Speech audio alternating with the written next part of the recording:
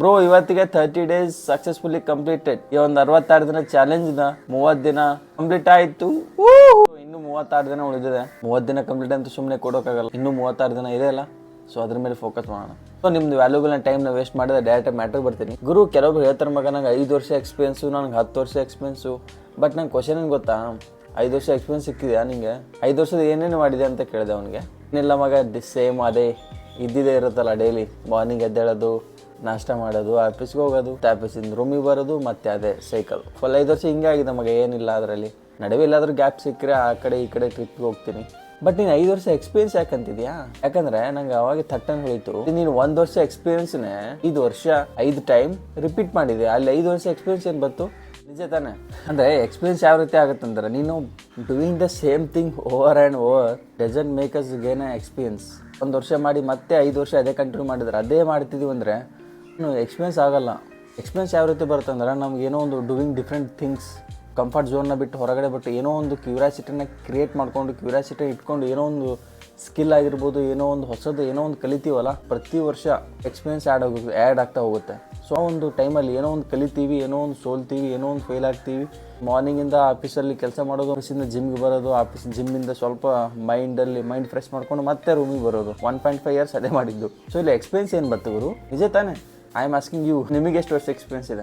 5 ವರ್ಷ, 10 ವರ್ಷ, 15 ವರ್ಷ? 15 ವರ್ಷ ಎಕ್ಸ್ಪೀರಿಯನ್ಸ್ ಅಂತೀರಾ? ಏನಾದರೂ ಒಂದು ಸ್ಪೆಷಲ್ ಮಾಡಿದ್ದೀರಾ? ಕಂಫರ್ಟ್ ಝೋನ್ನ ಬಿಟ್ಟು ಏನೋ ಒಂದು ವರ್ಕ್ ಮಾಡಕ್ಕೆ ಹೋಗಿದ್ದೀರಾ? ಅದಕ್ಕೆ ಎಕ್ಸ್ಪೀರಿಯನ್ಸ್ ಆ್ಯಡ್ ಆಗುತ್ತಾ ಹೋಗುತ್ತೆ. ಕಾಲೇಜಲ್ಲಿ ಏನೋ ಪ್ಲೇಸ್ಮೆಂಟ್ ಆಯಿತು, ಜಾಬ್ ಸಿಕ್ತು, ಲೈಫ್ ಸೆಟ್ಲ್ ಅಂತ ಲೈಫ್ನ ಒಂದು ಟೆಂಪ್ಲೇಟ್ ಥರ ಬದುಕ್ಬಿಡ್ತೀವಿ. ಆ ಟೆಂಪ್ಲೇಟು ಕಂಫರ್ಟ್ ಝೋನಲ್ಲಿ ಇರುತ್ತೆ.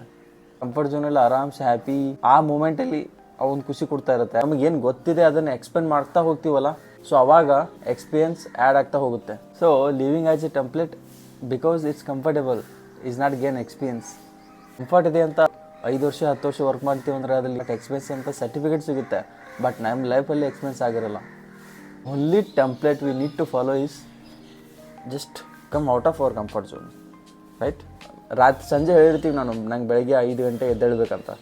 ಬಟ್ 8 ಗಂಟೆ ಆದರೂ ಎದ್ದೇಳಿರಲ್ಲ. ಯಾಕಂದರೆ ಕಂಫರ್ಟ್ ಝೋನಲ್ಲಿ ಫಿಕ್ಸ್ ಆಗಿದ್ದೀವಿ.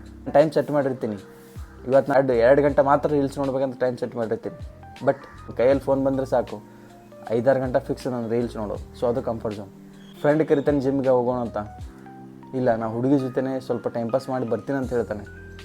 ಟೈಮ್ ಪಾಸ್ ಮಾಡಿ ಒಂದು ಅರ್ಧ ಗಂಟೆ ಬರ್ತೀನಿ ಅಂತ ಹೇಳ್ತಾನೆ. ಅರ್ಧ ಗಂಟೆ ಅಲ್ಲ, ಫುಲ್ ಡೇ ಹೋಗಿರ್ತಾನೆ ವೇಸ್ಟು. ಕೆಲಸ ಸಿಕ್ಕರೆ ಸಾಕು, ಲೈಫ್ ಸೆಟ್ಲಾಗಿ ಅನ್ಕೋತೀವಲ್ಲ ಮೈಂಡ್ಸೆಟ್ಟು. ಸೊ ಅದು ಕಂಫರ್ಟ್ ಝೋನ್ ಬ್ರೋ. ಆ ಕಂಫರ್ಟ್ ಝೋನ್ನ ಬಿಟ್ಟು ನಮ್ಗೆ ಏನು ಬೇಕು ಅದನ್ನು ಮಾಡೋಕ್ಕೆ ಟ್ರೈ ಮಾಡ್ತೀವಲ್ಲ, ಈ ಔಟ್ ಆಫ್ ಕಂಫರ್ಟ್ ಝೋನ್ನ ಬಿಟ್ಟು ಈ ಕಂಫರ್ಟ್ ಝೋನ್ ರೆಸ್ಟ್ ಮಾಡಿದ್ರೆ ಡೈಲಿ ನಾವು ನಮ್ಮ ಮೇಲೆ ನಾವು ವರ್ಕೌಟ್ ಮಾಡ್ತೀವಲ್ಲ, ನಮ್ಮ ಮೇಲೆ ನಾವು ವರ್ಕ್ ಮಾಡ್ತೀವಲ್ಲ, ಅದು ಎಷ್ಟೇ ಟೈಮ್ ತೊಗೊಳ್ಳಿ ಅದ್ರ ಮೇಲೆ ಫೋಕಸ್ ಮಾಡ್ತಾ ಅದು ಕೆಲಸ ಆಗೋವರೆಗೂ. ಇವತ್ತು ಕೆಲಸ ಆಗಲೇಬೇಕು, ಆಗಲಿಲ್ಲ ಅಂದರೆ ರೆಸ್ಟ್ ಮಾಡಲ್ಲ ಅಂತೀವಲ್ಲ. ಸೊ ಅದಕ್ಕೆ ಔಟ್ ಆಫ್ ಕಂಫರ್ಟ್ ಝೋನ್ನ ಬಿಟ್ಟು ನಮ್ಮಲ್ಲಿರೋ ಒಂದು ಕ್ಯೂರಿಯಾಸಿಟಿ ಏನು, ಪ್ರತಿ ವರ್ಷ ಹೊಸ ಬರಲಿ, ನಾನು ಹೊಸ ರೆಸಲ್ಯೂಷನ್ ತೊಗೋತೀನಿ, ಹೊಸ ರೆಸಲ್ಯೂಷನ್ ತೊಗೊಂಡು ಮರುದಿನ ಮತ್ತೆ ಮಲಗ್ತೀನಿ. ಬಿಕಾಸ್ ಆ ಕಂಫರ್ಟ್ ಝೋನು ನಮಗೆ ಆ ರೀತಿ ಒಂದು ಲೇಜಿನೆಸ್ ಮಾಡಿದೆ bro. Comfort zone is for rich people bro. ನಾವು ಕಂಫರ್ಟಬಲೇ ಹುಟ್ಟಿರ್ತಾನೆ, ಕಂಫರ್ಟಬಲಾಗಿ ಸೈತಾನೆ. ಇದು ಮಿಡಲ್ ಕ್ಲಾಸ್ಗೆ ಮತ್ತು ಲೋವರ್ ಮಿಡಲ್ ಕ್ಲಾಸ್ಗೆ ಅಪ್ಲೈನೇ ಆಗೋದಿಲ್ಲ ಕಂಫರ್ಟ್ ಅನ್ನೋದು. ಕಂಫರ್ಟ್ ಯಾವಾಗ ಆಗುತ್ತೆ ಅಂದರೆ ಫ್ರೀಡಮ್ ಸಿಗ್ಬೇಕು ನಮಗೆ ಯಾವ ರೀತಿ ಟೆನ್ಷನ್ ಇರಬಾರ್ದು. ಮನೇಲಿ ಏನಾದರೂ ಕೇಳಿದ್ರೆ ಆ ಒಂದು ತರೋ ಕೆಪಾಸಿಟಿ ನಮ್ಮ ಹತ್ರ ಇರಬೇಕು. ಮಕ್ಕಳು ಏನಾದರೂ ಒಂದು ಬೆರಳು ಮಾಡಿ ತೋರಿಸಿದ್ರೆ ಅದ್ರ ನಮ್ಮ ಹತ್ರ ಕೊಡೋ ಕೆಪಾಸಿಟಿ ಇರಬೇಕು. ಆ ಲೆವೆಲಿಗೆ ಬೆಳೆದಿರಬೇಕು. ಆ ಲೆವೆಲಿಗೆ ಬಂದಿರಬೇಕಂದ್ರೆ ಈ ಕಂಫರ್ಟ್ ಝೋನ್ ಬಿಟ್ಟು ಬರಬೇಕು. ಫ್ರೀಡಮ್ ಅಂದ ತಕ್ಷಣ 1947 ನಮ್ಗೆ ಇಂಡಿಯಾಗೆ ಸ್ವತಂತ್ರ ಸಿಕ್ತಲ್ಲ, ಅದು ಫ್ರೀಡಮ್ ಅಲ್ಲ. ನಮಗೆ ಫ್ರೀಡಮ್ ಇದೆಯಾ, ಅದು ಇಂಪಾರ್ಟೆಂಟ್. ಇವಾಗ ನಾನು ಆಫೀಸ್ಗೆ ಹೋಗ್ತಿದ್ದೀನಿ, ಆಫೀಸಲ್ಲಿ ಏನು ಹೇಳ್ತಾರೆ ಅದು ವರ್ಕ್ ಮಾಡ್ಬೇಕು ನಾನು. Because I don't have freedom to choose what I want to do.